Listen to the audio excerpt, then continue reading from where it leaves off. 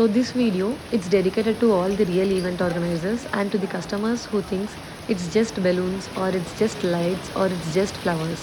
Event అంటే just మెటీరియలే ఉండదు, దాని వెనుక చాలామంది హార్డ్ వర్క్ ఉంటుంది. నిన్న ఎగ్జాక్ట్గా మా టీం అందరూ మెటీరియల్ అంతా లోడ్ చేసుకొని 3 hours ముందు ఈవెంట్ లొకేషన్కి వెళ్ళిపోయారు. And then later everything was okay అనుకుంటే ఆ టైంకి తుఫాన్ లాగా వచ్చింది వర్షం. ఇట్స్ నాట్ జస్ట్ వర్షం, రాళ్ల వర్షం పడింది.